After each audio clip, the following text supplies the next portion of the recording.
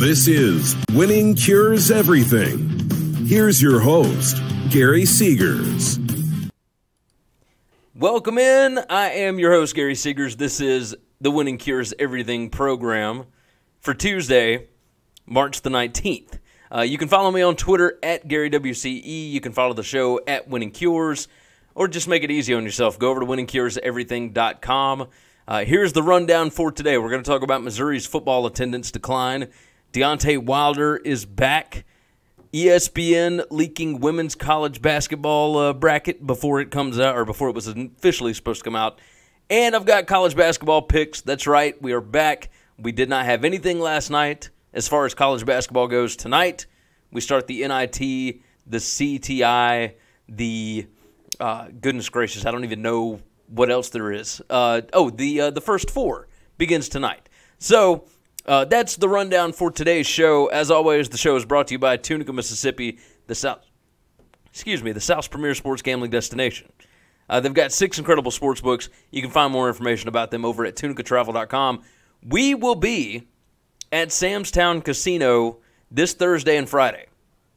We're broadcasting live at 10 a.m. Central Time on Thursday and Friday, and then again around 4:30 p.m. before the afternoon slate of games. But it's going to be at Sam's Town, free to the public. They got drink deals. They got food deals. They got a billion TVs. It's going to be a good time. Make sure you come out, hang out with us. If you can't come out, join in on the chat. YouTube, Facebook, Twitter. We're going to be broadcasting live on all three. You can obviously find more information over at winningcureseverything.com, or more information about the meetup, the live show at Sam's Town, over on our Facebook page, facebook.com/winningcureseverything. Now let's jump into the topics. Missouri football went 8-4 last year. They averaged 24,377 tickets scanned per game. That is people coming into the stadium. Now, initially, they blame faulty scanners, bad Wi-Fi, all the kind of things that you would think of. The 24,377 was only 47% of what the school reported in game box scores last year. That was way down across the board. The question is, so Missouri's revenue along with that, their in-stadium sponsors and advertisers, as well as royalties and licensing, has dropped 40% since 2014. That is insane.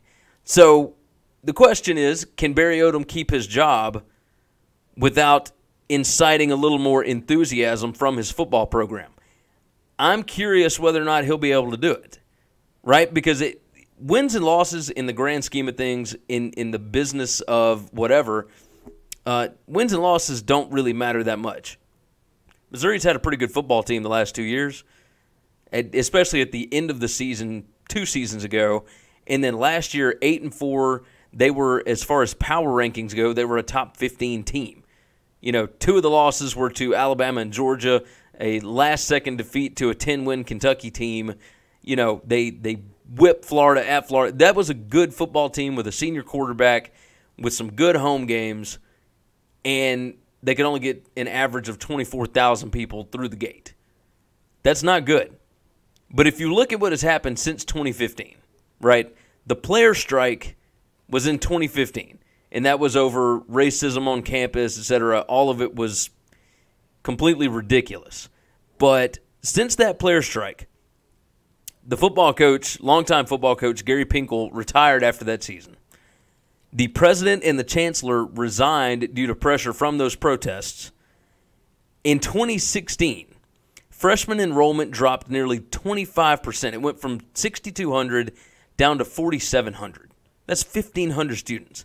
And now you've got this, where the football attendance, which was never really a problem in the Big 12, now is rearing its ugly head, right? People are not supporting this program, even though it is now in the SEC.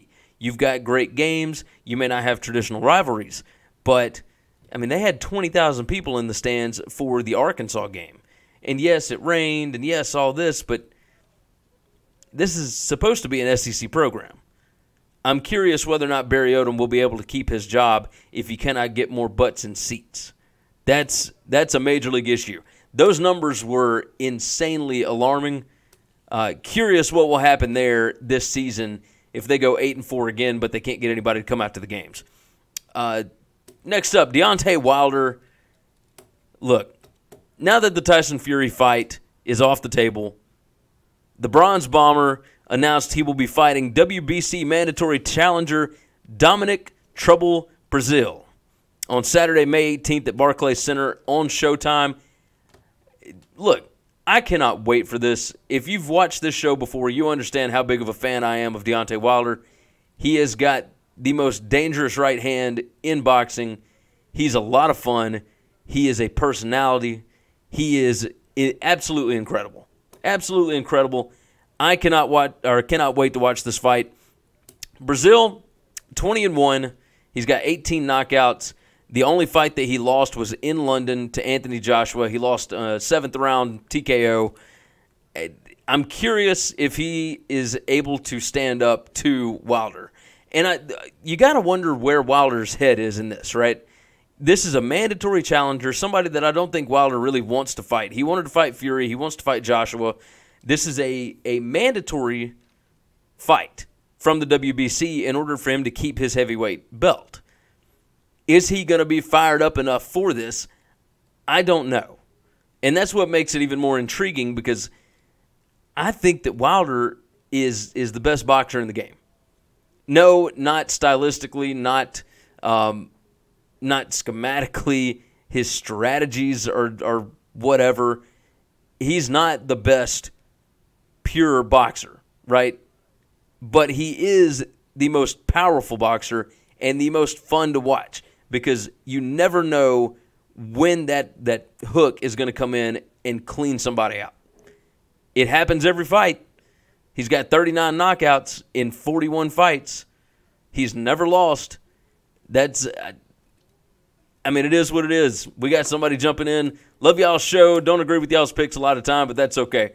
Hey, I understand. I completely understand. I'm hitting over 54% in college basketball. We both hit over 50% in college football.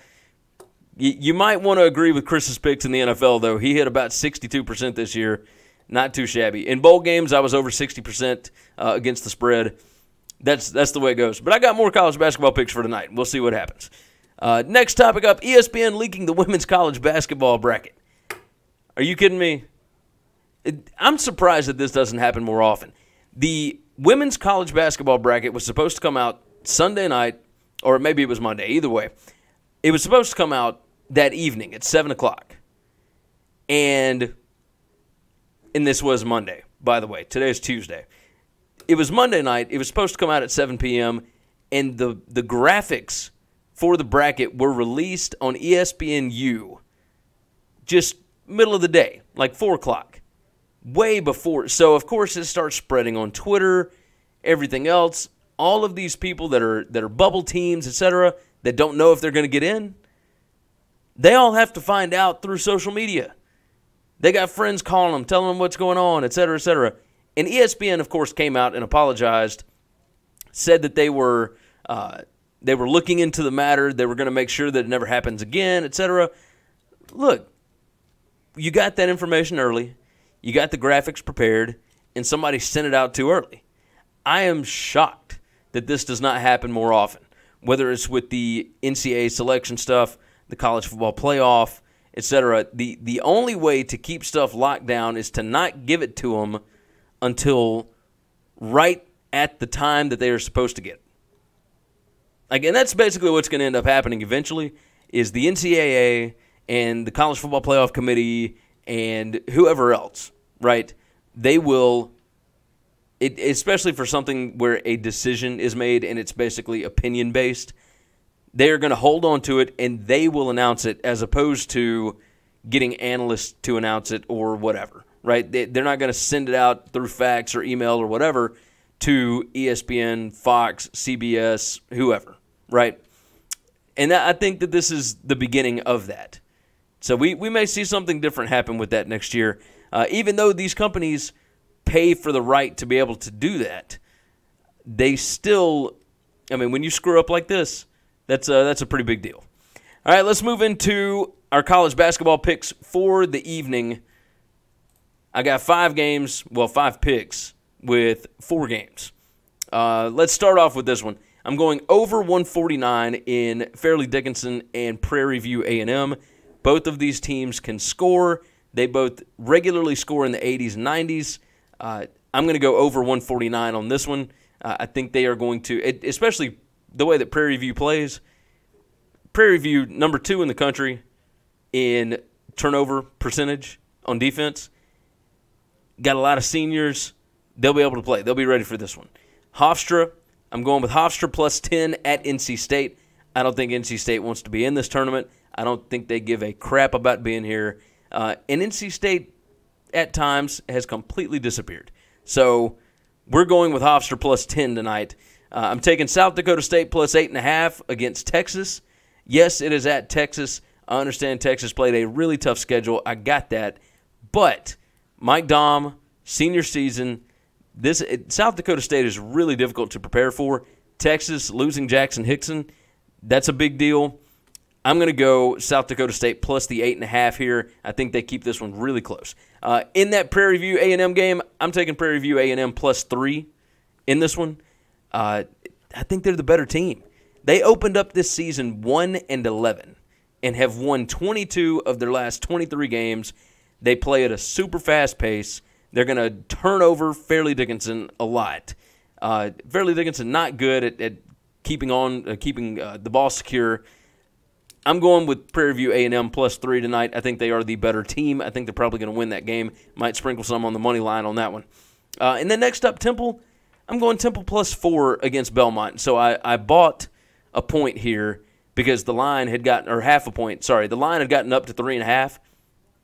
I don't like staying on the hook there. I know I did with South Dakota State, but either way, Temple plus 4.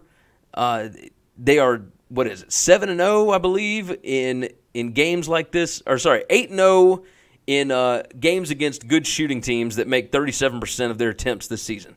So I'm all over Temple tonight. Too many people like Belmont. I think Belmont could win on like a shot at the buzzer or something like that, but I think this is going to be a really close game. Fran Dunphy is last season. The players don't want it to end in Dayton. They want to be able to play against Maryland. I think that would be fantastic. Now, my bracket probably has Belmont. We'll talk about that tonight when Chris and I get together. We're going to do another live show this evening. But yeah, I'm pumped about it. I think Temple plus 4 is the way to go here. As always, you can get the picks over on the website, winningcureseverything.com. Go up to the navigation bar, click on Gambling Picks there. You've got everything you need to know right in that slot. Tomorrow we will post our brackets on the website. Again, winningcureseverything.com. Every year we do the Husbands and Wives Challenge. We're going to have a video with my wife and her picks. We're going to talk about Chris's wife's picks. She won't be around for the recording this evening. But, yeah, it's going to be a good time. March Madness is here. As always, make sure you come out March 21st, March 22nd. 10 a.m., we are broadcasting live from Sam's Town Casino Sportsbook in Tunica. It's inside the casino. Just go upstairs next to Roxy's Live. It's going to be a good time. We're hanging out all day. We're spending the night there on Thursday night. We are watching basketball from opening tip all the way until the last thing on Friday night. It's going to be a good time. Make sure you come out. We appreciate you guys for hanging out. We will see you again this evening. Thanks for checking out Winning Cures Everything. If you want to keep up with us, hit subscribe on YouTube or your favorite podcast app. Visit the website at winningcureseverything.com, or you can like us on Facebook or follow us at Winning Cures, at Gary WCE, or at Chris B. Giannini on Twitter. Share out the show, leave a nice review, and make sure to comment and tweet at us.